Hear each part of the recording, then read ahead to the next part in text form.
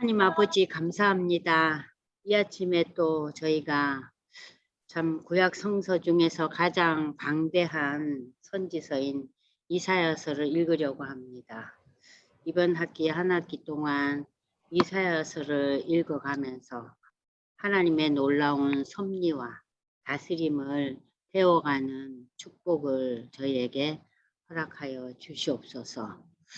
오늘도 우리가 함께 모이지 못했지만 이렇게 교회에 나오신 분도 몇 분 계시고 또 가정에서 줌이라는 또 특별한 이 환경을 통해서 저희가 말씀을 나눌 때 주의 성령께서 저희를 다스려 주시옵소서. 예수님의 이름으로 감사기도 드려옵나이다. 아멘. 오늘 이제 3주차잖아요. 네, 세 번째 날 벌써 이제 저희가 이사야 8장에 들어가는데요.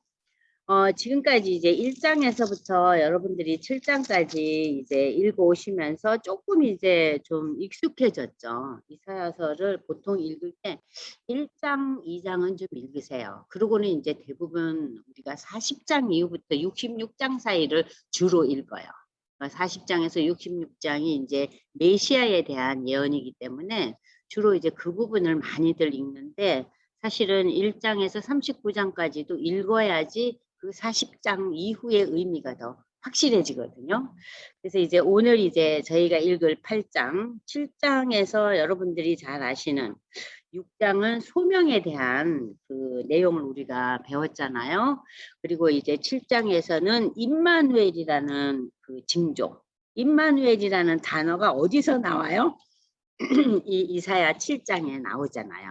하나님이 우리와 함께 계셔서 우리를 인도하시고 우리를 도우시고 우리와 함께 운행하신다 하는 이 7장의 그 임마누엘의 징조, 이게 메시아에 대한 예언이라 그랬죠. 그럼 오늘 이제 8장을 이제 여러분들 한번 보겠습니다.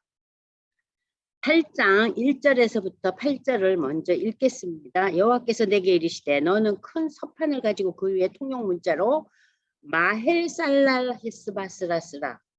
아주 이상한 말이 나오죠. 이 히브리 원어예요. 좀 이따 제가 설명할게요. 내가 진실한 증인 제사장 우리야와 예베레기 아들 스가랴를 불러 증언하게 하리라 하시더니 내가 내 아내를 가까이 하매 그가 임신하여 아들을 낳은지라. 지금 이거는 내가는 누구예요? 이사야. 이사야가 이제 아들을 낳는데 이 아들이 둘째 아들이에요. 여호와께서 내게 이르시되 그의 이름을 뭐라고 지으라고요? 8장 1절에 나오는 그 이름을 지으라는 거예요. 사실 이런 일이 그렇게 참 놀라운 일이잖아요. 하나님께서 이런 뭐 아들 이름까지 지칭을 해서 지으라 하시네요. 이는 이 아이가 내 아빠, 내 엄마라 부를 줄 알기 전에. 그러니까 엄마, 아빠 부르는 게 애기들이 돌지나면 조금씩 걸어다니면서 한두 마디 하잖아요. 그러니까 어릴 때. 그 전에 다메섹의 재물과 사마리아의 노량물이 아수르 왕 앞에 옮겨질 것이다. 그러니까는 이 아기가 좀 걸어다니고 말을 하기 이전에 무슨 역사적인 사건이 벌어질 거라는 얘기예요. 그리고 5절 이제 읽겠습니다. 여호와께서 다시 내게 말씀하여 이르시되 이 백성이 천천히 흐르는 실로암 물, 실로암 샘 여러분 아시죠?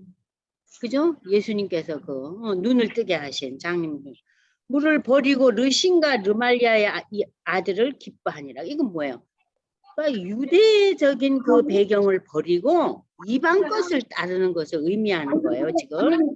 그러므로 내가 흥하고 창이란 아수, 곧 아수르 왕과 그의 모든 적으로 그들을 뒤덮을 것이다. 그 모든 골짜기에 차고 모든 언덕에 넘쳐 흘러 유다에 들어가서 가득하여 목에까지 미치라. 임마누엘이여, 그가 펴는 날개가 내 땅에 가득하셨느니라. 임마누엘은 누구의 이름이에요? 예수의 이름 아니에요, 그죠? 그러니까 이거 임마누엘이여 하는 것은 하나님이시여 우리를 도우시는 이여 그렇게 부르신 거예요. 그 하나님께서 펴는 날개, 펴는 날개가 뭐예요? 날개를 피면 새가 날아가잖아요. 그러니까 이거 통치 다스림이에요. 이 하나님의 통치와 다스림이 이 땅을 덮으리라는 얘기예요. 그럼 지금 8장 1절에서 8절까지 여러 가지 이제 역사적인 이야기들이 등장하고 있습니다. 서판에다가 글자를 쓰라는 얘기가 나와요. 자, 마헬 살릴 히스바스, 이 얘기는요, 히브리 언어로 약탈이, 이방 민족이 들어와서 약탈이 급속하게 일어날 거라는 거예요. 이건 뭐예요? 고통을 받는다는 거죠. 외부의 침입으로 인해서. 그래서 머지않은 시일 내로 자, 유대 땅에 북왕국과 남유다 왕국을 멸망에 이르는 그러한 큰 약탈 사건, 그러니까 침범 사건이 일어날 거라는 거예요. 그러면서 이 단어를 가진 아기 이름을 지으라는 거예요. 누구에게? 이사야의 아들에게. 그러니까 이걸 뭘 의미하는 거예요? 북왕국과 유다 왕국에 큰 어려움이 일어난다는 얘기예요. 그래서 여러분들 아시다시피 역사적으로 BC 722년에 북왕국이 멸망하잖아요. 누구에게? 아수르에게. 아수르에게 멸망해요. 근데 하나님은 이 이스라엘 북왕국만 멸망시키는 것이 아니라 여러분들 BC 612년에 누가 또 멸망해요? 아수르가 멸망해요. 아수르도 멸망해요. 그러니까 100년도 안 돼서 아수르가 또 멸망하는 거예요. 그 다음에 남유다 왕국이 BC 586년에 멸망하잖아요. 그러니까 이 내용에서는 그 고통과 멸망에 대한 징조를 지금 얘기하고 있는 거예요. 누구를 통해서? 이사야의 아들의 이름을 이야기해 주면서. 그러니까 이 하나님께서는 예언을 독특하게 풀어가시죠.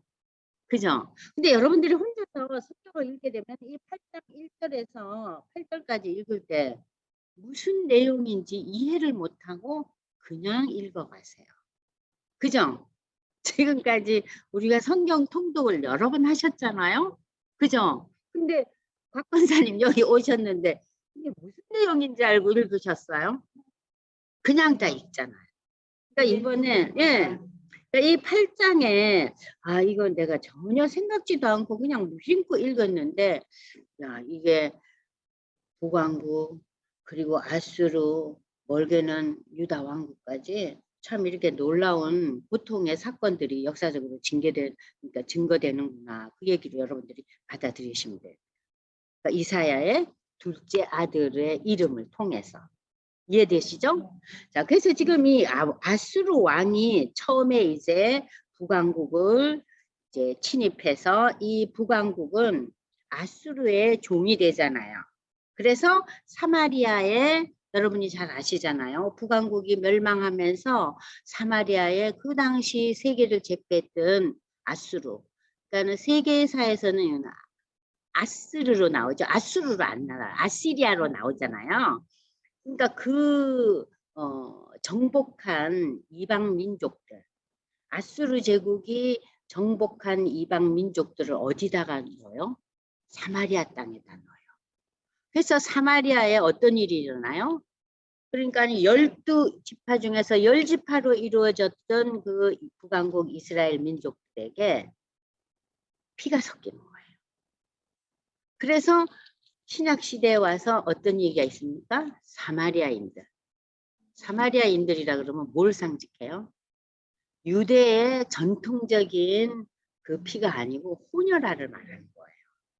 그러니까 그런 역사적인 배경을 여러분들이 알고서 지금 5절로 이제 넘어갑니다. 그러니까 이제 그러한 어려움이 있을 거라는 거예요. 그러면서 하나님이 왜 그렇게 아수를 통해서 이 북왕국과 나중에 남왕국까지 이렇게 어려움을 주시느냐?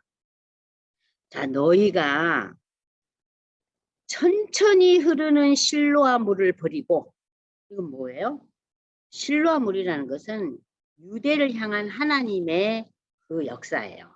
그러면은 르신과 르말리아의 아들이라는 것은 이방 민족의 문화와 이방 민족들이 다 섬기는 그 우상들, 그걸 섬겼다는 얘기예요. 그렇기 때문에 이러한 큰 어려움을 겪는다는 거예요. 그러나 내가 아수르 왕과 그의 모든 위력으로 그들을 뒤덮을 것이다. 그들이 역사적으로 큰 정복을 누리지만 결국은 어떻게 해요? 좀 전에 제가 얘기했잖아요. 아수르가 망하잖아요. 그죠? 바벨론도 망하잖아요.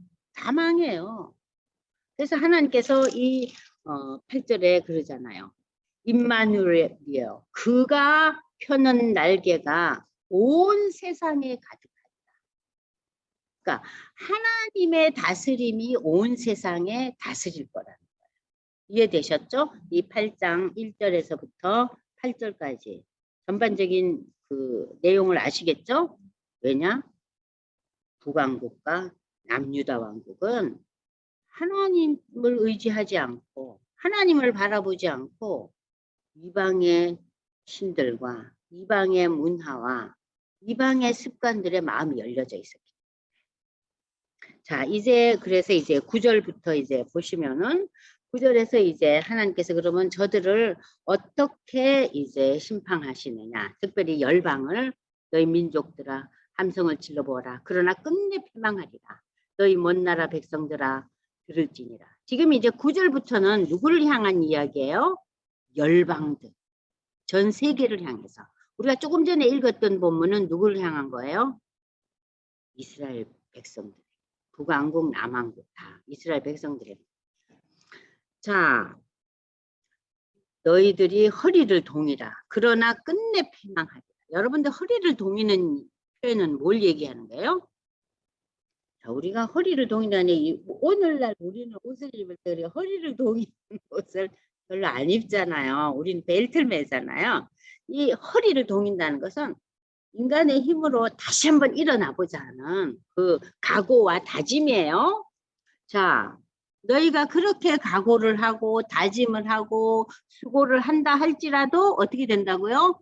끝내 패망하리라. 너희는 함께 계획하라. 그러나 끝내 이루지 못하리라. 말을 해보이라. 끝내 시행하지 못하리라. 이는 하나님이 우리와 함께 계십니다. 그러니까 하나님의 역사 앞에서 인간의 온갖 수고와 노력과 계획과 지혜는 무용지물이라는 얘기예요. 여호와께서 강한 손으로 내게 알려주시며 이 백성의 길로 가지 말 것을 내게 깨우쳐 이르시되 이 백성이 반역자가 있다고 말하여도 너희는 그 모든 말을 따라 반역자가 있다고 하지 말며 그들이 두려워하는 것을 너희는 두려워하지 말며 놀라지 말고 만군의 여호와 그를 너희가 거룩하다 하고 그를 너희가 두려워하여 무서워할 자로 삼으라. 사실 우리가 두렵고 떨리는 존재가 하나님이면 참 우리의 삶이 하나님 앞에 올바르고 정말 윤리와 도덕이 건전해져요. 근데 우리가 뭘 두려워하고 뭘 어려워해요? 세상의 문화와 질서에 대해서 우리가 굉장히 신경을 곤두서고 살잖아요. 근데 사실 우리가 신경을 곤두서고 살아야 할 이유는 하나님을 바라보는 믿음에 대해서 우리가 민감해져야 되거든요. 우리가 어디에 민감해 있어요? 세상의 것들에 민감해 있는 거예요. 그걸 다른 말로 표현하면 하나님 보시기에는 죄고 욕심이죠. 그잖아요. 그런 것을 너희는 두려워하지 말고 거룩하신 세상과 구별된 하나님을 두려워하고 무서워하라. 그 하나님은 너희의 성소가 되시리라. 그러나 이스라엘의 두 집에는 이스라엘의 두 집이라는 것은 여러분 이제 아시겠죠? 북왕국과 남왕국이죠. 그죠? 걸림돌과 걸려 넘어지는 반석이 되실 것이며 누가 하나님이 예루살렘 주민에게는 함정과 올무가 되시리니 하나님이라는 존재는 우리 앞에 정말 거룩하고 두려움의 존재가 되는데 이 하나님의 존재가 항상 우리에게 걸림돌이 되는 거예요. 하나님을 통해서 우리가 은혜를 누리고 위로를 받고 격려를 받고 힘을 얻어야 되는데 세상 질서를 따르다 보니까 아이고 이거 하나님을 따라야 되긴 되는데 항상 우리의 마음을 더 힘들게 하는 존재가 된다는 거예요. 그건 왜 그래요? 하나님의 법과 질서에 우리가 충만하게 누리지를 못하는 거죠. 발은 디디고 있는데. 자, 많은 사람들이 그로 말미암아 걸려 넘어질 것이며 부러질 것이며 덫에 걸려 잡힐 것이라. 자, 하나님을 인해서 오히려 저들이 넘어진다는 거예요. 자, 그러나 너희는 하나님의 말씀을 따라야만 된다. 너는 증거의 말씀을 싸매며 율법을 내 제자들 가운데 동함하라. 이제 야곱의 집에 대하여 얼굴을 가리시는 여호와를 나는 기다리며 그를 바라보리라. 보라, 나와 및 여호와께서 내게 주신 자녀들이면 이스라엘 중에서 징조와 예표가 되었나니 이는 시온산에 계신 만군의 여호와께로 말미암은 것이니라. 자, 징조와 예표라는 단어도 나오죠. 어떤 사람이 너희에게 말하기를 주절거리며 속살거리는 신접한 자 마술사에게 물어라 하거든 백성이 자기 하나님께 구할 것이 아니냐 산자를 위하여 죽은 자에게 구하겠느냐. 이 얘기는요. 자, 유대 백성들이 하나님의 택함을 받은 백성들임에도 불구하고 이방의 신들에게 이방의 문화와 이방의 관습에 사로잡혀서 그들에게 자꾸 귀를 기울이는 거예요. 마음을 빼앗기는 거예요. 응? 너희는 하나님께 구해야 되는데 너희가 지금 누구에게 구해요? 이방 신들을 가리서 여기서 뭐야? 신접한 자 마술사라 그랬어요. 근데 여러분들 오늘날에도 여전히 신접하고 마술사들이 온 곳곳에 있어요. 우리 주위에도. 그잖아요? 여러분들 터미널 같은 곳에 점집도 다 있대요. 저 깜짝 놀랐어요. 그러니까 이게 옛날만의 이야기가 아니에요. 오늘 우리의 삶 속에도 여전히 있어요. 그러나 너희는 율법과 증거의 말씀을 따를지니 그들이 말하는 바가 이 말씀에 맞지 아니하면 그들이 정녕 아침빛을 보지 못하고 하나님의 법에 맞지 않은 그러한 법을 따라가는 자는 아침빛을 발견할 수 없다는 거예요. 아침빛이 뭐예요? 여러분들 어둠 속에서 새벽에 해가 떠오를 때 우리가 뭘 누려요? 다시 한번 깨워지잖아요. 그걸 못 누린다는 거예요. 어두움에 갇혀 있다는 얘기겠죠? 그러면서 이 땅으로 헤매며 공고하며 굶주릴 것이라. 그가 굶주릴 때 격분하여 자기의 왕과 자기의 하나님을 저주할 것이며 위를 쳐다보거나 땅을 굽어보아도 한란과 흑암과 고통의 흑암 뿌리니 그들이 심한 흑암 가운데로 쫓겨 들어가리라. 그들은 그래서 하나님의 심판 앞에서 세상이 엎어지고 환난과 고난을 겪을 때 격분하고 공고하고 그래서 자신의 지도자를 향해서 침을 뱉고 저 왕을 죽여야 된다 그러고 그리고 하나님을 향해서는 저주하면서 자, 이런 삶이 뭐예요? 환난과 흑암과 고통뿐이다. 그래서 우리의 인생에서 하나님에 대한 그 빛에 대한 마음이 있지 않으면 우리는 항상 여기서 조금 전에 얘기한 신접한 자, 마술사, 주절거림 조금 좀 여러분들 고상한 부분은 어떤 부분으로 연결될까요? 지식과 요즘 제가 지난 시간에 얘기했잖아요. 인문학 강좌가 얼마나 인기가 많은지 몰라요. 인문학은 인간의 지혜와 지식을 향해서 매진하는 학문이에요.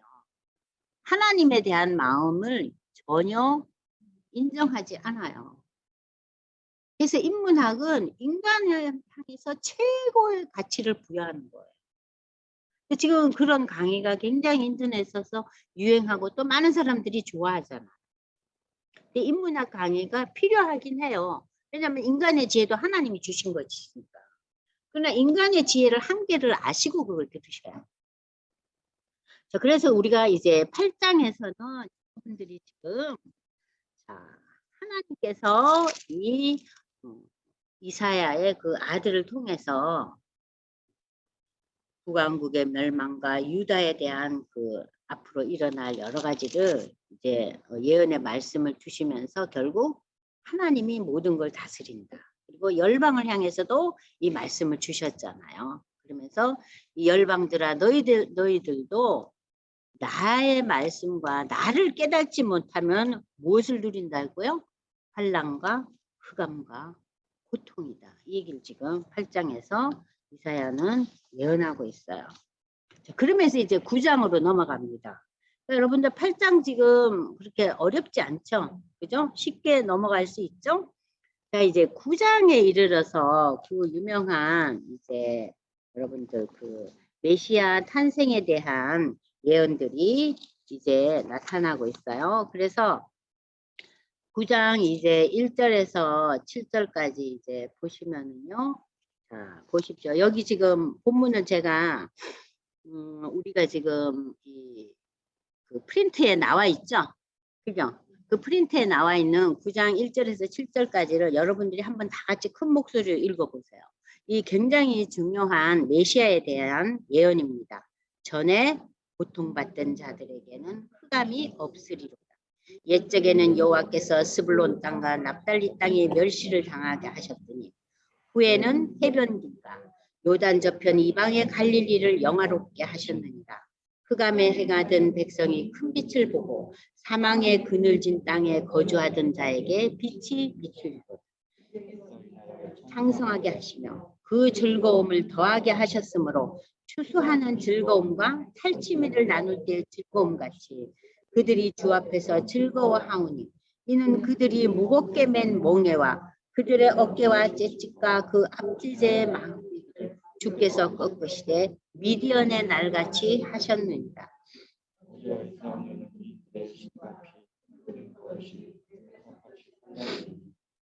한 아기가 우리에게서 났고 그의 어깨에는 정사를 배웠고 그의 이름은 기묘자라 의사라 전능하신 하나님이라 영존하시는 아버지라 평강의 왕이라 할 것이라.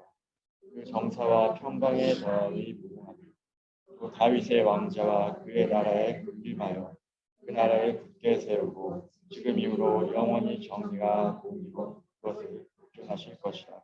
만군의 여호와 열심히 이를 이루시리라. 네, 우리에게 아주 익숙한 본문이에요. 그래서 전에 고통받던 자들에게는 흑암이 없으리라. 이건 다른 말로 표현하면은 우리가 인생에서 수많은 어려움과 즐거움과 고통 속에서 이제 빛을 발견한다는 거예요. 근데 그 빛의 존재라는 것이 자, 옛날 스불론 땅과 납달리 땅이 멸시를 당하고 그 유대 땅에서는 제일 중심지가 어디예요? 예루살렘이잖아요. 그런데 이제 예수님은 이 스불론과 납달리 땅 거기에 그 갈릴리 지역을 영화롭게 하시고 거기에 오신다는 거예요. 그래서 이제 예수님의 사역이 그 갈릴리 바다 여러분들 기억나시잖아요. 그 지금 여기서 이제 설명을 하고 있는 거예요. 그러나 이 시대에는 이 갈릴리 지역은 굉장히 이렇게 별로 이렇게 중요한 사람들이 살지 않았다는 얘기예요. 그러면은 이 시대의 유대 백성들 중에서 그래도 뭔가 힘이 있고 그런 사람들 어디 살았어요? 예루살렘에 살았어요. 네? 자, 그런데 자, 이 지역에 이제 예수님이 오신다는 거예요. 예수님이 오시는데 자, 이 예수님은 멍에와 채찍과 막대기를 그러니까 인간의 그 여러 가지 힘든 멍에와 그리고 인간의 이렇게 주어지는 채찍이라는 것은 뭐예요? 하나의 페널티잖아요. 그죠? 죄를 지면 어떻게 돼요? 끌려갈 때 채찍으로 맞잖아요. 또 종이나 노예들이 주인에게 말을 듣지 않으면 뭘로 맞아요? 채찍으로 맞잖아요. 페널티잖아요. 압제자의 막대기 전부 아주 고통이에요. 그런데 하나님께서 그것을 하나님의 법으로 꺾으시고 미디언의 날같이 했다. 미디언의 날 같은 거 좀 이따 제가 설명을 하겠지만은 이 사사시대의 이야기예요. 사사시대의 이야기 조금 이따 할게요. 자, 그러면서 이 시대의 모든 것을 다 그 아픔과 고난과 정말 억울함을 하나님께서 다 다스리겠다는 얘기입니다. 그러면서 한 아기가 우리에게 오시는 거예요. 아기가. 아기가 우리에게 났다는 얘기는 뭐예요? 이 예수님의 존재가요. 30살에 이렇게 오셔서 갑자기 우리에게 말씀을 전하지 않잖아요. 성경에 보면. 그죠? 그래서 우리가 지난번에 그 처녀의 몸에서 그죠? 임마누엘 오신다 그랬잖아요. 그게 이제 마태복음과 누가복음가 다 나오잖아요. 그죠? 여기 그대로 나오는 거예요. 아기가 우리에게 성육신의 얘기가 나오죠. 근데 그 어깨는 정사를 메었고 이름은 기묘자. 정사를 맸다는 것은요, 통치를 의미하는 단어예요. 통치. 그리고 기묘자라는 것은 영어로 보면 원더풀이라는 단어를 쓰고 있어요. 그러니까 원더풀은 우리가 어떨 때 쓰는 단어예요? 인간의 생각으로 너무 놀라울 때, 그죠? 그러니까는 이것은 우리의 상식적인 존재가 아니에요. 초월적인 존재라는 거예요. 이 기묘자라는 것은 모사는 뭐예요? 어드바이저. 우리를 충고하신, 그리고 전능하시고 영존하시고 평강의 왕. 그러니까 예수 메시아에 대한 설명이 아주 적나라하게 표현되고 있어요. 이 이사야 9장에. 여러분들이 이사야 9장을 1절에서 7절까지 깊이 묵상하고 읽으시면은 예수의 존재에 대해서 확실하게 알 수 있어요.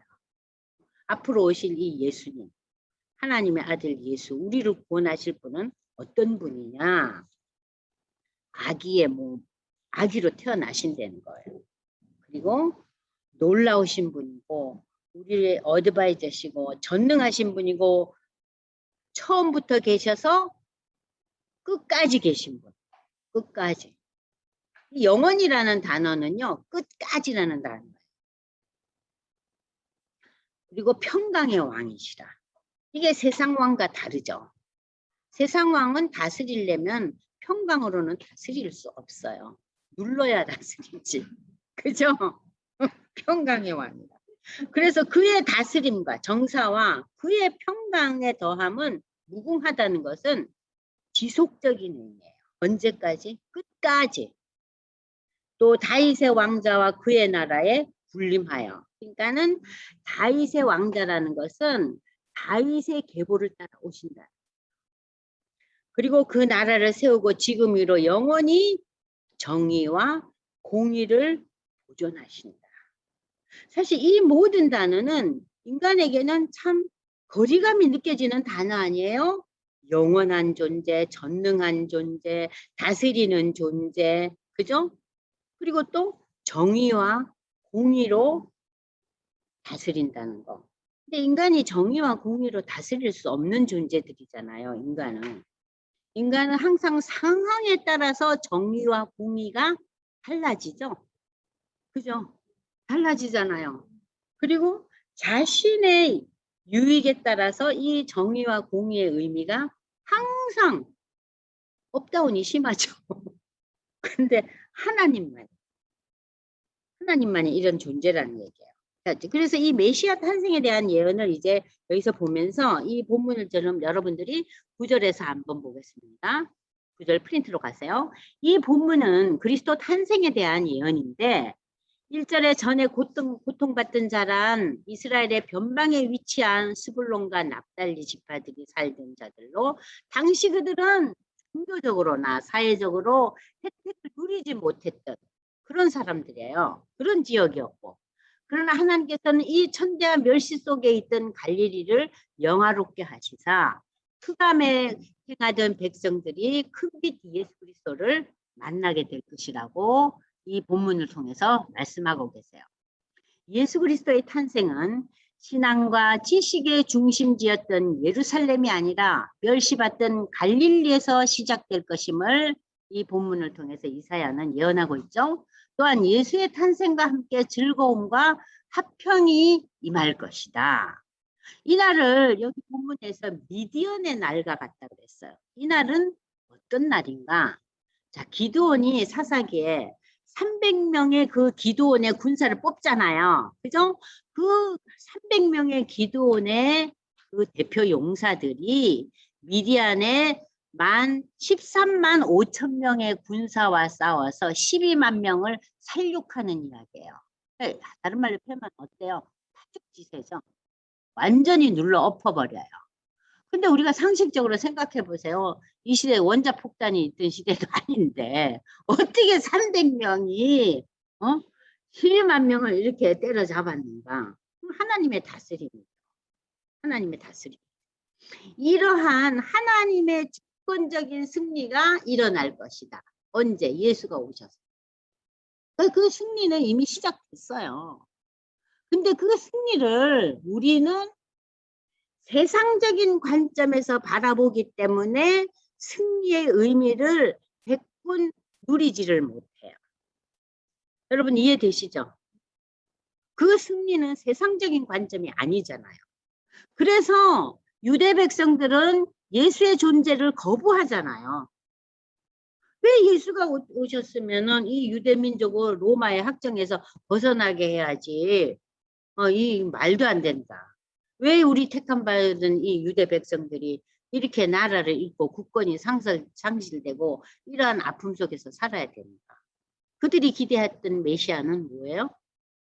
세상을 다스리고 세상을 정복하는 그런 시점에서 메시아를 기대했기 때문에 예수를 십자가에 못 박혀 죽인 거예요. 이건 뭐예요? 세상의 관점이에요. 자, 오실 그분 메시아는 아기로 오시는데 세상의 정권과 통치권을 가진 신적 권위를 가진 자로서 십자가를 통해서 십자가는 여러분들 고린도전서에 보면 뭐예요? 믿지 않는 자에게 십자가는 얼마나 미련하고 어리석은 거예요? 미련한 일이잖아요.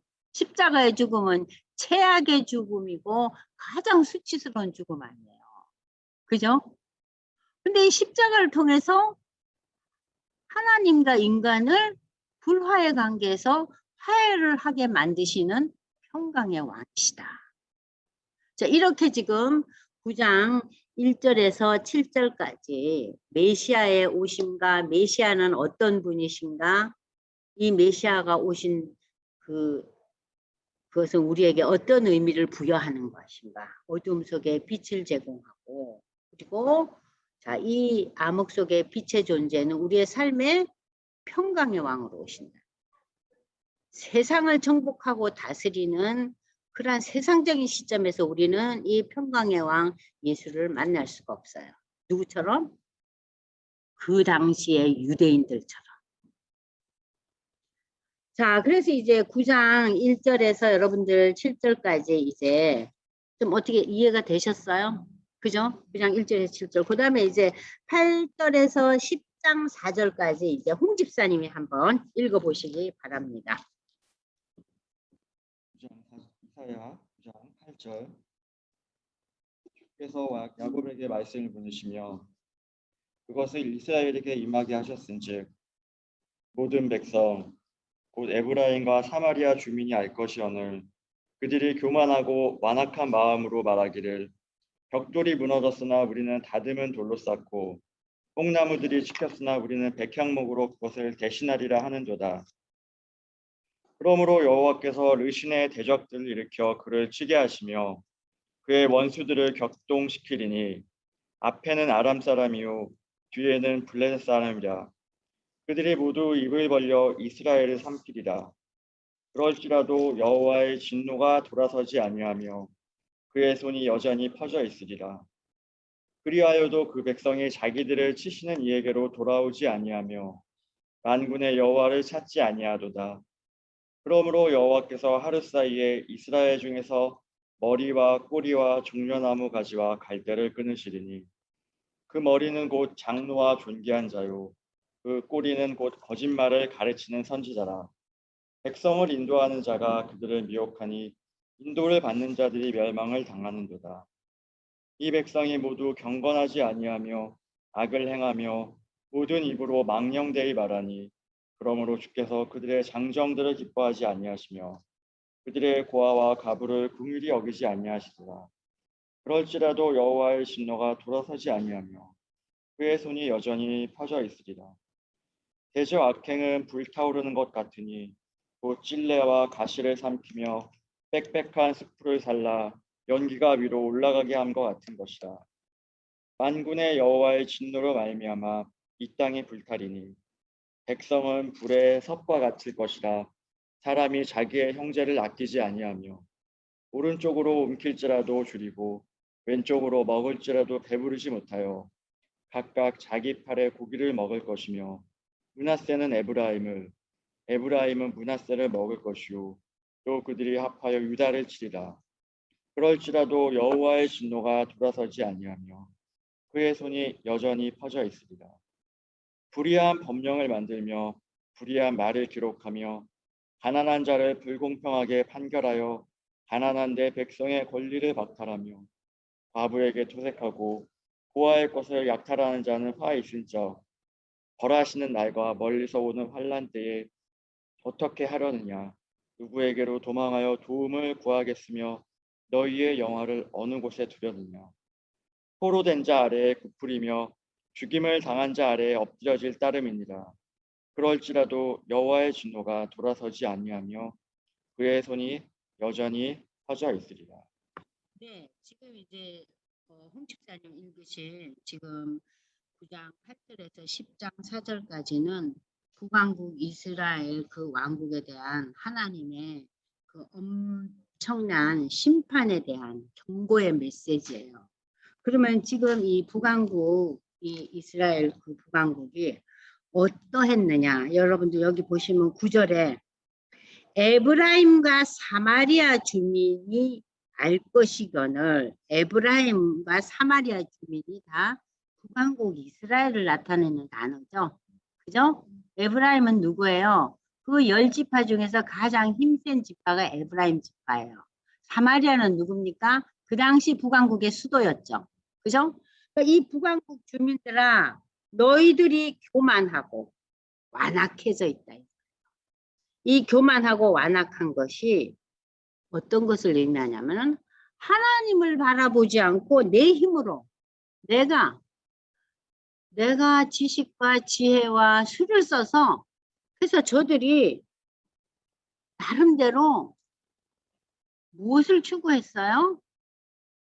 당시에 우상을 섬기는, 여러분들 북왕국에 그 우리가 열왕기에서 역대서 읽을 때 북왕국이 어땠어요? 엄청나게 우상을 숭배했어요. 그죠? 그 북왕국의 그 시초부터 그랬잖아요. 뭘 만들었어요? 송아지 2마리를 만들었잖아요. 그죠? 여로보암이. 그죠? 그러니까 북왕국의 시초는 이렇게 우상 숭배로 시작된 그러한 그 근거를 가지고 있어요. 그러니까 하나님께서 그에 대해서 엄청난 그 분노와 심판에 대한 메시지가 다시 이어지고 있어요. 그러니까 이 하나님의 그 분노, 하나님의 그 심판에 대한 내용들이 이사야서에 계속 반복되고 있어요. 왜 이렇게 반복하실까요? 우리가 계속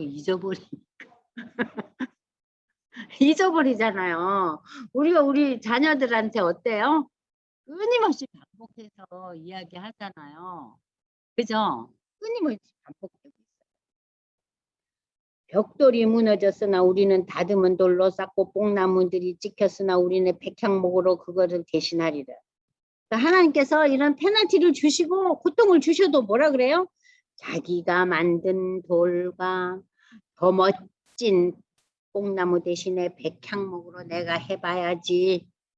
계속 자기의 방법을 이제 시도하니까 여기 보세요. 하나님의 방법은 뭐예요? 원수들을 격동시켜요. 원수들을 격동시켜요. 그래서 앞에는 아람이고 뒤에는 블레셋이고, 그래서 모두 입을 벌려 이스라엘을 삼키려 하실지라. 그럴지라도 여호와의 진노가 돌아요. 자, 이 옆에 주위에 있는 나라들이 이 북왕국을 쳐들어오고 계속해서 괴롭힘을 주어도 하나님의 마음이 어때요? 시원치가 않다는 거예요. 뭐 때문에? 북왕국의 우상숭배와 우상숭배의 결과로 얻어지는 저들의 부조리와 부패와 부도덕으로 인해. 그러니까 이 북왕국은요, 당시 우상숭배에만 그치지 않았어요. 북왕국의 또 다른 면은 우상숭배 못지않게 무엇을 추구하는 삶이냐? 하나님의 율법과는 전혀 거리가 먼, 그러니까 부도덕하고, 저들은 부패했고, 저들은 착취했고, 수탈하고, 불공평하고, 이것이 이 나라에 만연되어 있었다는 거예요. 그래서 하나님께서 그래도 그 백성이 자기들을 치시는 하나님께 돌아오지 않고 하나님을 찾지 않았다 그랬어요. 그런데 누가 제일 먼저 선봉자였느냐? 장로와 종기한 자라. 선지자들, 지도자들이 먼저 그랬다. 응? 자, 그래서 이 저들의 그 악행에 대해서 18절 보세요. 찔레와 가시를 삼키며 빽빽한 숯불을 살라 연기가 위로 올라가게 함과 같을 것이다. 하나님의 진노에 버려 만군의 여호와의 진노로 말미암아 이 땅이 불타리니 백성은 불의 성과 같이 들 것이라. 자, 여러분들 마른 풀이요 불에 타면 어때요? 엄청나게 힘을 받아서 순식간에 재가 돼버리잖아요. 그러니까 하나님의 그 진노의 심판 얘기예요. 그러니까 그 진노의 심판에 대한 설명이 20절에 뭐예요? 움킬지라도 주리로. 그러니까 많은 것을 가지고 사람들이 보기에는 누린 것 같아요. 엄청난 부를 쟁취할지라도 그들은 배부름을 누리지 못하고 자기 팔의 고기를 먹는다. 이 표현이 무엇이겠어요? 자기 팔의 고기를 먹는다는 것은요. 자식을 잡아먹는다. 자식을 잡아먹는다. 지 팔로 고기를 먹는다. 자식. 그러니까 우리가 이제 우리 자녀들을 할 때 그 내가 낳은 자식을 뭐라고 표현합니까? 나의 분신이라는 표현을 하잖아요. 그래서 자기 팔의 고기를 먹는다는 것은 자식을 잡아먹는 그런 인생을 산다는 거예요. 그래서 므낫세는 에브라임은 므낫세를 먹는다는 건 뭐예요? 므낫세와 에브라임이 다 누구의 자녀예요? 요셉. 네? 요셉의 아들 아니에요? 그죠? 그런데 저것끼리 그죠? 동족 상제 그 얘기를 하는 거예요. 그들이 또한 합쳐서 남유다를 치려고 그러는 거예요. 이 북왕국이 남유다하고 사이가 좋았다 떨어졌다 아주 그냥 왔다 갔다 했어요. 근데 하나님께서 여기에서 진노하시고 그의 손이 여전히 펴져 있으리라는 것은 하나님의 이 펴져 있다는 것은 하나님의 통치가 그들 가운데 있다는 얘기입니다. 그래서 이 시대의 그 북왕국 이스라엘 불의한 법령을 만들며 불의한 말을 이 불의한 법령 불의한 말이 뭐예요? 착취하고 수탈하고 부패하고 부조리하고 불공평하고 이 모든 것을 이제 가지고 있는 저들의 그 정치와 현실 가난한 자를 불공평하게 판결하고 가난한 자의 백성 권리를 박탈하고 과부에게 토색하고 고아의 것을 약탈하고 아주 잔인한 거죠. 그죠? 그래서 하나님께서 포로된 자 아래 구부리며 죽임을 당한 자에 엎드리질 따르 그럴지라도 여호와의 진노가 돌아오시지 않으면 그의 손이 여전히 펴집니다. 너희가 그렇게 이제 결국은 아수르의 포로가 되고 아수르에 멸망한지를 할지라도 하나님께서는 마음이 그 분노가 풀리지 않을 정도로 너희의 부패와 너희의 그 불공평과 너희의 착취와 그러니까는 이 북왕국이 멸망할 때 북왕국은 신앙적인 면만 아니라 인간의 윤리 도덕적인 측면에서 봤을 때도 완전히 저들은 하나님의 눈에 벗어난 그러한 상황 속에서 아수르에 그 정복당해요.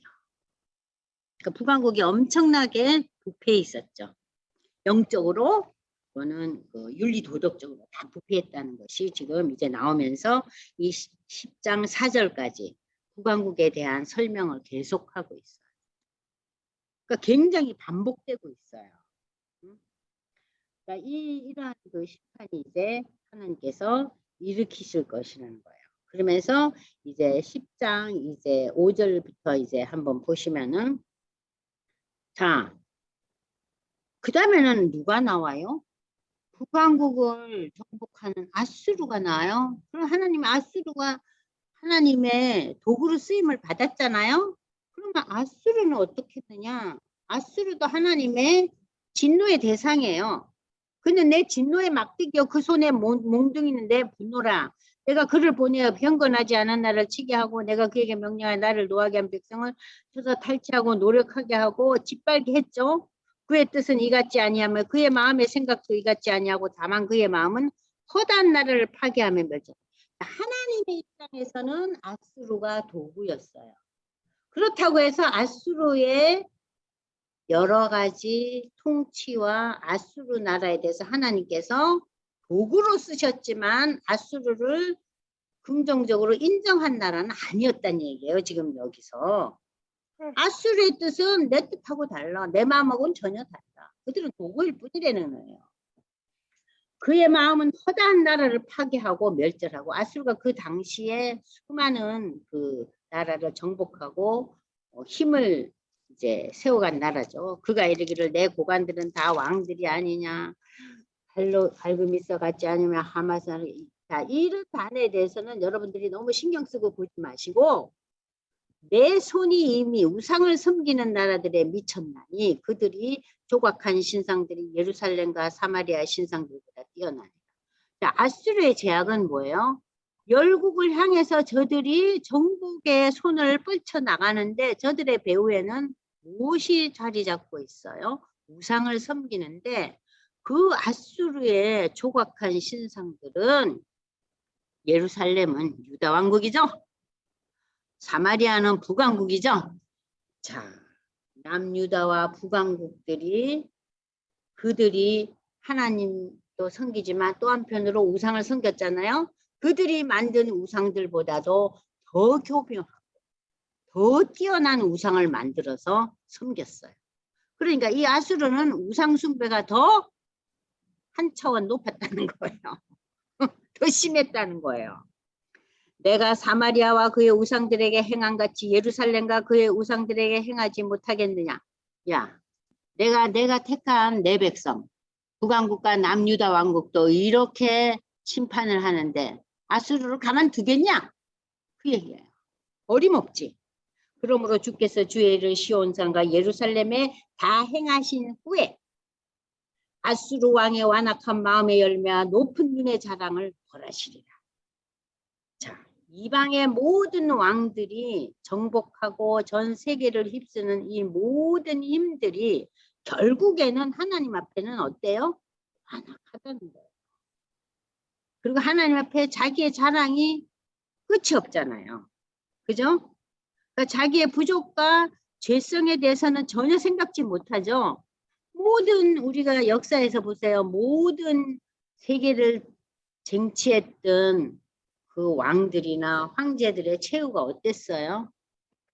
또 다른 왕이나 황제에 의해서 정복당하고 다 비참하게 죽잖아요. 역사가 우리를 가르치잖아요. 거기서 우리가 알 수 있는 건 뭐예요? 왕의 존재는 하나님이지 인간은 왕의 존재가 될 수 없다는 거예요.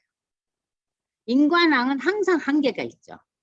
그죠? 인간의 왕위는 항상 10년, 20년, 50년, 100년, 500년을 지나면서 다 끝나버려요.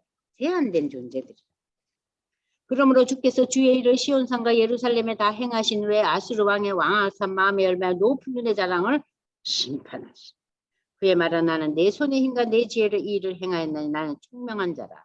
열국의 경계선을 걷어치우고 그들의 재물을 약탈하였으며 또 용감한 자처럼 위에 거주한 들을 낮추고 내 손으로 열국의 재물을 얻은 것은 새 보금자리를 얻은 같고 온 세계를 얻은 것은 내버린 알을.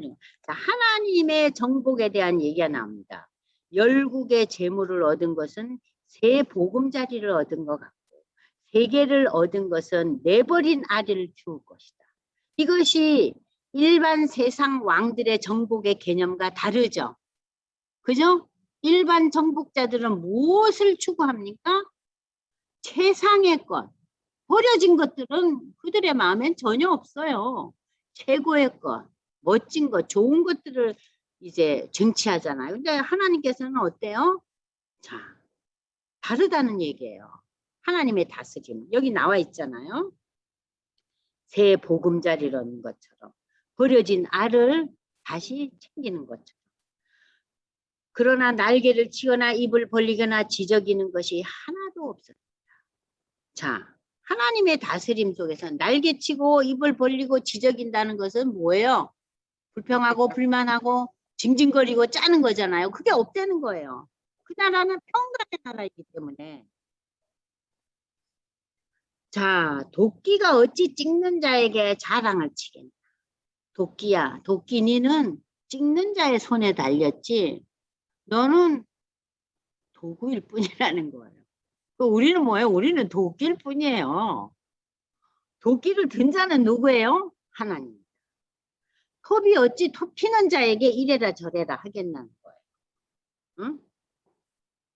몽둥이가 나무 아닌 사람을 불려함과 같습니다. 그러니까 인간이 정복하고 인간이 다스리라는 것은 마치 응? 지금 도끼가 찍는 자에게 내 마음대로 하겠다는 얘기가 똑같은 거예요. 그러니까 인간은 인간을 정복할 수 없어요. 어느 누가 상대방을 정복하겠어요? 여러분들이 개인적으로 정복한 존재가 있어요? 없어요. 우리는 우리 자식들 절대 정복하지 못한다는 것을 우리 스스로 알고 있잖아요. 걔네들이 몇 살만 지나도 말만 해도 그래요. 우리 아이들이 말하기 시작하면 벌써 자기 의사를 표현하잖아요. 제가 언젠가 얘기했죠. 우리 아들이 제일 먼저 말한 얘기가 뭐냐. 엄마 내 맘이야. 엄마 내 맘이야. 엄마 생각 내려놓으라 이거예요. 그러니까 인간은 인간을 정복할 수가 없어요. 그러므로 주 만군의 여호와께서 살진 자를 파리하게 하시며, 살진 자는 뭐예요? 내가 다 누린다. 내가 가졌다. 그런 자를 파리하게 한다는 건 뭐예요? 힘을 내려놓고요. 그의 영화에 불이 붙은 같이 맹렬해. 지금 계속해서요. 건초더미가 불 붙는 얘기가 나오죠. 그렇죠? 이스라엘의 빛은 그러나 이스라엘의 빛은 뭐예요? 하나님을 바라보는 믿음의 사람들은 빛이고 불이 되고 그의 거룩하신 이는 불꽃이 되실 것이나 하루 사이에 그의 가시와 찔레가 소멸되며 그의 숲과 기름진 밭의 영광이 전부 소멸되리니 병자가 점점 쇠약하여짐 같을 것이다. 그의 숲에 남은 나무의 수가 희소하여 아이라도 능히 개수할 수 있으리라. 이 얘기는 뭐예요? 다 붙잡고 없어가지고 몇 개 남지 않아서 어린 애기들도 그걸 실 수가 있어. 두세 개밖에 없네. 그러니까 남겨진 게 별로 없다는 거예요. 남겨진 게. 자, 여러분들 이 19절을 머리에 생각하시고 20절에서 23절을 보셔야 돼요. 자, 여기 보시면은 하나님의 심판하에서 불태워지고 사라지고 멸망될 것은 그 존재가 별로 없다는 거예요. 남겨진 게 별로 없다는 거예요. 어느 정도로 어린 아기가 셀 수 있을 정도. 근데 하나님께서는 남은 자를 두신다는 거예요. 심판 가운데서. 그게 지금 우리가 지난번에 그 사상에서도 잠깐 봤지만 남은 자 사상에 대한 얘기예요. 자, 그러면 여러분들이 지금 10장 이제 20절에서 지금 34절까지를 우선 한번 읽어볼 텐데 홍 집사님이 요거 읽으시면 좋겠어요. 자, 10장 20절에서 34절까지 여러분들이 좀 이렇게 주목해서 읽으시면서 이 남은 자가 뭔가 하는 걸 생각하시면서 읽으세요. 그날에 이스라엘의 남은 자와 야곱 족속의 피난한 자들이 다시는 자기를 친자를 의지하지 아니하고 이스라엘의 거룩하시니 여호와를 진실하게 의지하리니 남은 자 곧 야곱의 남은 자가 능하신 하나님께로 돌아올 것이라. 이스라엘이여 내 백성이 바다의 모래 같을지라도 남은 자만 돌아오리니 넘치는 공의로 파멸이 작정되었습니다. 이미 작정된 파멸을 주 만군의 여호와께서 온 세계 중에 끝까지 행하시리라. 그러므로 주 만군의 여호와께서 이르시되 시온에 거주하는 내 백성들아 아수르가 애굽이 한 것처럼 막대기로 너를 때리며 몽둥이를 들어 너를 칠지라도 그를 두려워하지 말라. 내가 오래지 아니하여 내게는 분을 그치고 그들은 내 진노로 멸하리라 하시도다. 만군의 여호와께서 채찍을 들어 그를 치시되 오랫바위에서 미디안을 쳐 죽이신 것 같이 하실 것이며 막대기를 드시되 바다를 향하여 애굽에서 하신 것 같이 하실 것이라. 그날에 그의 무거운 짐이 내 어깨에서 떠나고 그의 멍에가 내 목에서 벗어지되 기름진 까닭에 멍에가 풀어지리라. 그가 아야세 이르러 미그론을 지나 믹마스에 그의 장비를 두고 산을 넘어 게바에서 유숙함에 라마는 떨고 사울의 기브아는 도망하도다. 딸 갈리마 큰 소리로 외칠지어다. 나이사야 자세히 들을지어다. 가련하다 너 아나도시여 만메나는 피난하며 게빔 주민은 도망하도다. 아직 이날에 그가 노베서 쉬고 딸 시온산 곧 예루살렘 산을 향하여 그 손을 흔들리로다. 보라 주 만군의 여호와께서 혁혁한 위력으로 그 가지를 꺾으시리니 그 장대한 자가 지킬 것이요 그 높은 자가 낮아질 것이며 새로 그 빽빽한 숲을 베시리니 레바논이 권능 있는 자에게 배임을 당하리라. 네, 지금 이제 이 10장 이제 20절에서 23절까지가 그 유명한 남은 자 렘넌트에 대한 내용이 나오고 이제 하나님께서 그 아수르에 대한 멸망에 대한 그 열방에 대한 멸망에 대한 그 내용들이 나오는데 20절에서 23절 이거 아주 중요한 본문인데요. 여러분 이 프린트로 넘어가셔요. 프린트 지금 페이지 10페이지 남은 자 사상. 그날에 이스라엘의 남은 자와 야곱 족속에 피난한 자들이 다시는 자기를 친자를 의지하지 아니하고 이스라엘의 거룩하신 이 여호와를 진실하게 의지하리니 남은 자 곧 야곱의 남은 자가 능하신 하나님께로 돌아올 것이라. 그래서 결국 이 남은 자는 무엇을 얘기합니까? 여러분들 지난주에 우리가 배웠던 4장 2절로 3절을 한번 또 같이 한번 보겠습니다.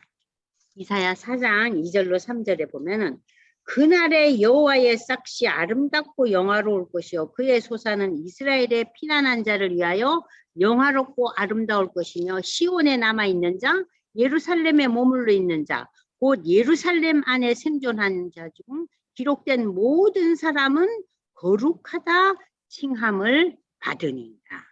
이 뭐예요? 하나님께 돌아온 자들은 거룩하다 칭함을 받는다.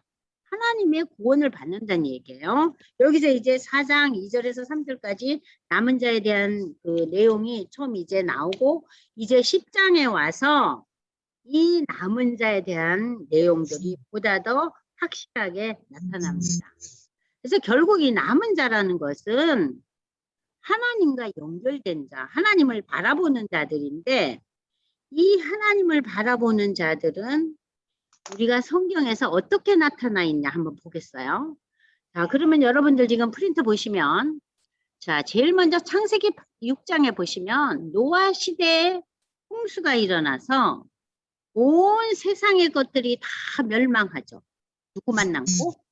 노아의 가족과 방주에 탄 짐승들 빼고.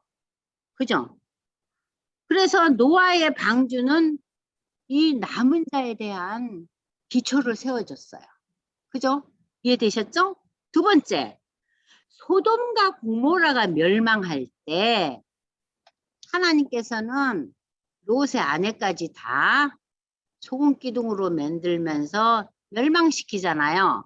그런데 이 소돔 고모라를 떠난 딸과 롯만이 남겨지죠.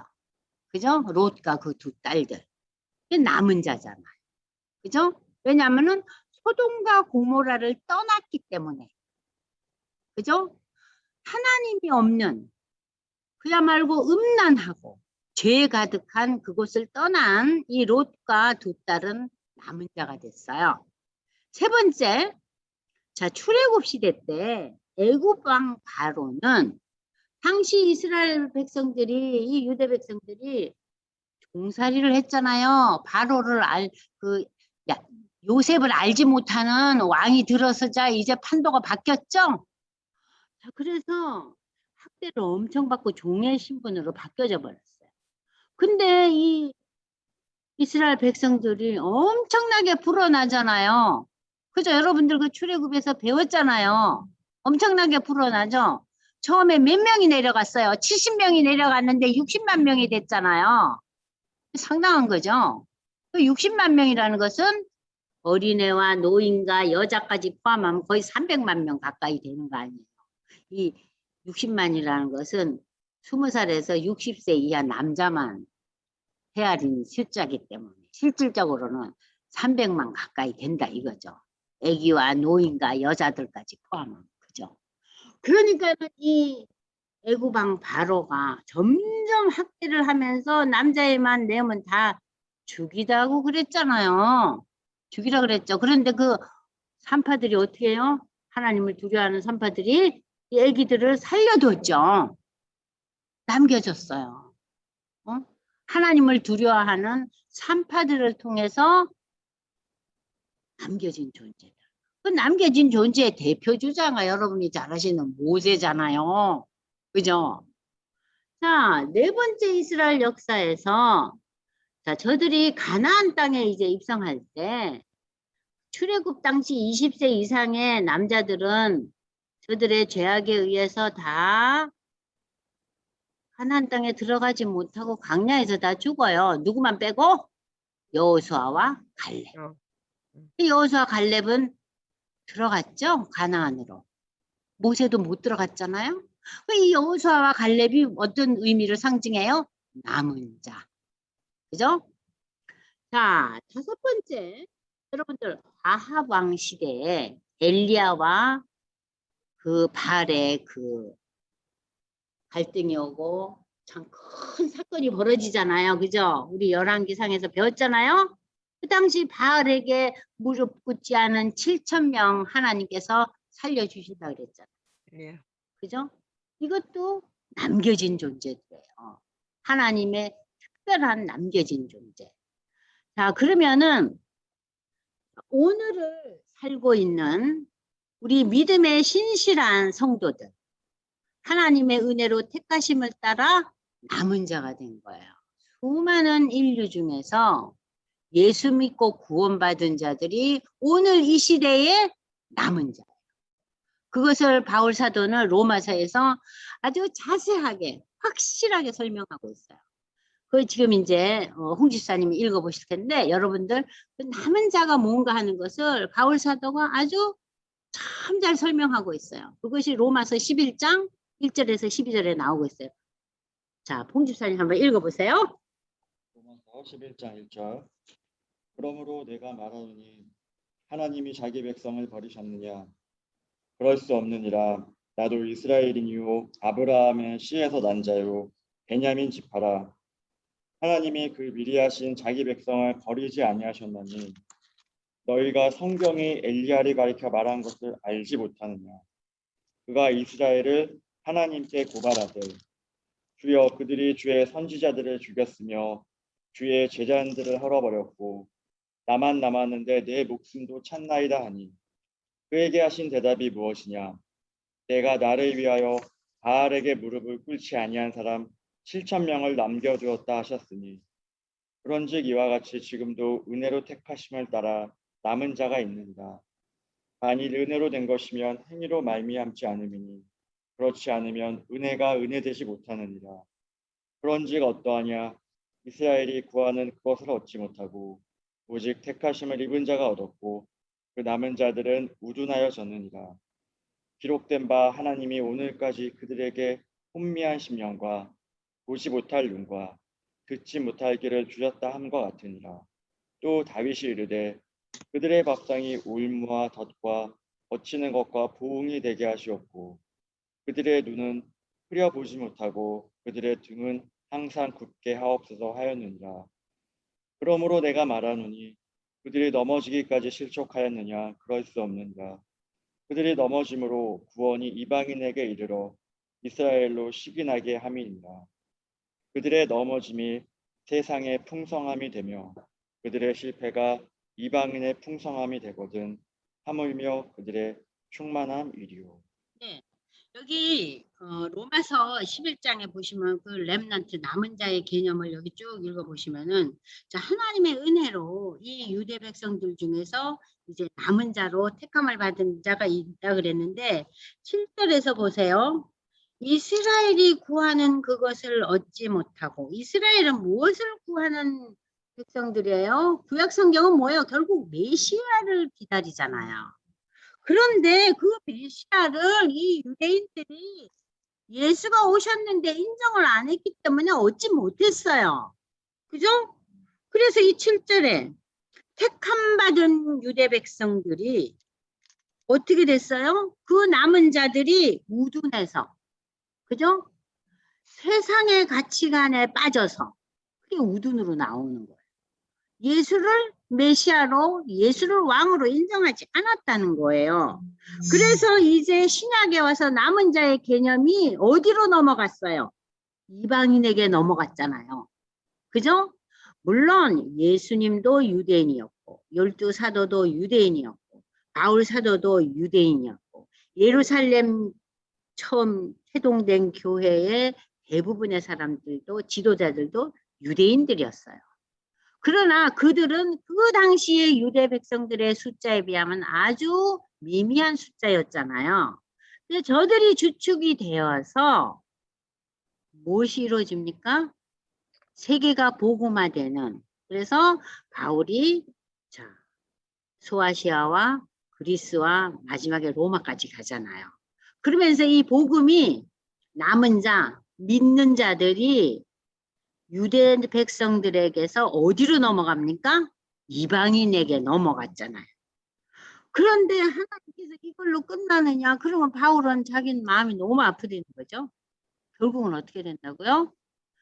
이방인에게 넘어가서 하나님의 남은 백성, 하나님의 믿음의 자녀들을 세계 곳곳에 충만한 자가 세워놓고 난 연후에 누가 돌아와요? 유대 백성들이 종말에 돌아온다는 것. 그래서 렘넌트의 개념은 구약에서는 이스라엘 백성들 중에 믿음을 지키고 보존한 자라면 신약에 와서는 어떻게 돼요? 그 유대 백성들이 거부한, 인정하지 않은 대다수의 유대인들이 그 유대인들이 인정하지 않은 그 메시아 예수가 어디로 넘어옵니까? 이방인에게. 이방인이 렘넌트 믿음의 그 믿음을 지켜나간 자들이 됐고, 종말에 가서 이 렘넌트 그 남겨진 자라는 것은 이방인과 유대인 전체가 합쳐지는 거예요. 이해되셨죠? 네. 자, 그래서 이 로마서 11장 1절 11절은 그 구약과 신약과 오늘날의 시대까지를 아우르는 중요한 본문입니다. 그리고 이제 7번 마지막 종말에 이르러서는 계시록 21장 15절에 보면은 누구든지 하나님의 생명책에 기록되지 못한 자는 지옥의 불못에 던져진다. 이 얘기는 바꿔 말하면은 예수의 신앙을 고백하는 자. 예수의 보혈로 내가 죄 씻음을 받고 하나님 자녀가 됐다는 그 신앙 고백과 함께 예수 믿는 자로서 살아가는 사람들, 생명책에 기록된 자는 하나님의 나라로 간다, 구원받는다. 그게 이제 계시록에서 마무리 지어지고 있어요. 거기에는 유대인이나 이방인이나 남자나 여자나 종이나 자유자나 상관이 없다 이 얘기예요. 자, 그래서 여기 보십시오. 자, 공의의 하나님의 심판은 역사 속에서 계속되고 있지만 우리는 이 남은 자 사상을 통해서 하나님은 세상을 멸하지 않으신다. 이미 노아에게 약속하셨잖아요. 그죠? 노아에게 약속하셨죠? 무지개 약속하셨잖아요. 심판 가운데 늘 일부를 남겨두시고 구속의 역사를 하나님께서는 이어가셨어요.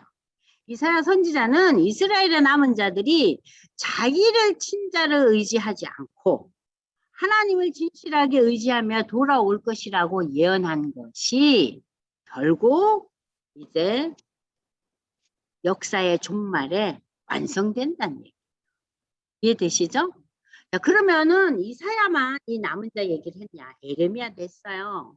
예레미야는 남은 자를 하나님께서 번성하게 하시고 그들을 기르는 목자를 세우실 거라고 남은 자들이 할 일까지 예언했어요. 또한 주의 백성 이스라엘의 남은 자를 하나님께서 구원하시도록 구하라고 선포까지 했는데 여기 에레미야 여기 3-5로 썼는데 제가 이게 프린트가 잘못됐어요. 23장 3절로 4절이에요. 이거 고쳐주세요. 23장, 저도 여기서 고칠게요. 23장, 자, 3절로 4절. 아셨죠? 네.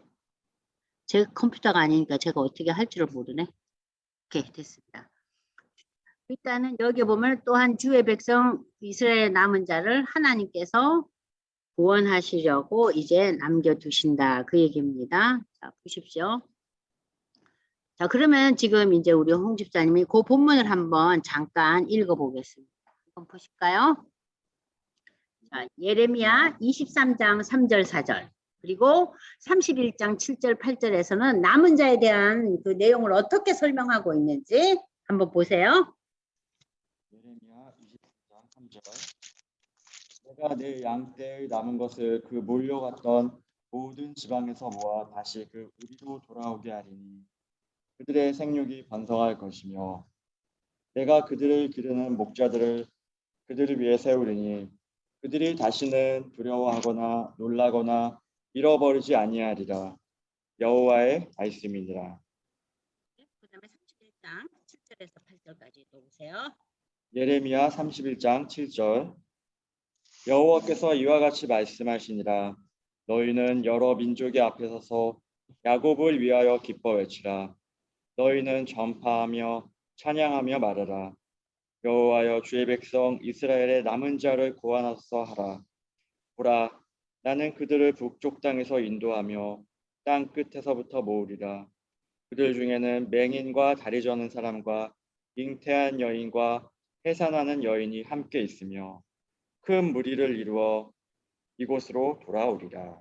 네, 그러니까는 그 당시에 그 유대 사람들이 참 이렇게 맹인과 다리 저는 자들 이런 모든 그 사람들을 이렇게 여기서 지칭하고 있는 것은 조금 전에 제가 얘기했듯이 누구나의 개념이에요. 누구나 믿음을 가진 자가 될 것이라는 거예요. 그 북쪽에서 왔다는 건 뭐예요? 열방을 얘기하는 거예요. 유대가 아닌 열방이. 자, 그래서 이렇게 남은 자 얘기를 예레미야뿐만 아니라 아모스, 미가 선지자, 스바냐 선지자에 이르기까지 저들이 모두 다 이 남은 자를 이야기하면서 하나님의 구원받은 백성들에 대한 설명을 하고 있어요. 자, 그래서 하나님께서 선지자를 통해 주신 예언의 말씀대로 남유다는 우리가 알다시피 바벨론의 침략으로 멸망하지만 역사적으로 누가 옵니까? 바벨론을 정복한 바사의 왕 고레스에 의해서 저들은 포로에서 돌아오죠. 예루살렘으로 돌아옵니다. 저들은 돌아와서 성전을 건축하고 성벽을 다시 쌓고 그 시대의 지도자가 누구예요? 여러분 잘 아시는 느헤미야죠? 다시금 하나님을 향한 신앙의 회복을 일으킵니다. 이처럼 유다는 포로에서 돌아오는 인류 역사의 전무후무한 회복의 역사를 경험합니다. 자, 포로에서 상대방을 정복한 황제가 포로를 해방시킨 일은 역사적으로 없어요. 그걸 다 인수하지. 그렇지 않겠어요? 그게 세상 법이죠. 그러나 이 유대나라는 400여 년간의 그 공백기, 신구약의 중간기를 거치면서 그 나름대로 마카비 형제 등이 일어나서 유대의 독립을 위해서 노력했지만 저들은 국가로서 남지 못했어요. 유다는 남유다 왕국이 멸망한 BC 580년이 지난 2600년 동안 국가가 없고 세계 곳곳에 유대민족으로 살아남고 있었어요. 그러니까는 이 유대민족처럼 환란과 방황의 시기를 많이 겪은 민족도 드물죠. 결국 이스라엘은 나라는 1948년 5월에 이제 유엔을 통해서 역사 속에서 다시 탄생해요. 그러나 이후 이스라엘과 중동 국가들의 전쟁이 발발하면서 세계는 크고 작은 정치적인 분쟁뿐만 아니라 종교적인 분쟁까지 일어나잖아요. 그죠? 자, 그러나 이스라엘의 역사 안에서의 이 남은 자 사상은 신약에 와서 이제 하나님의 자녀로 구원받은 모든 성도가 남은 자. 하나님의 자녀로 구원받은 모든 사람, 유대인이나 이방인이나 하나님의 심판으로부터 용서하심을 받은 남은 자이다. 그래서 여러분들이 이사야서에 나타난 이 남은 자 사상을 통해서 신약의 바울 서신에 나타난 그 로마서 11장의 내용을 이제 아우르면서 이해할 수가 있는 거예요. 자, 여기까지 하고 잠깐 쉬었다가 여러분들 또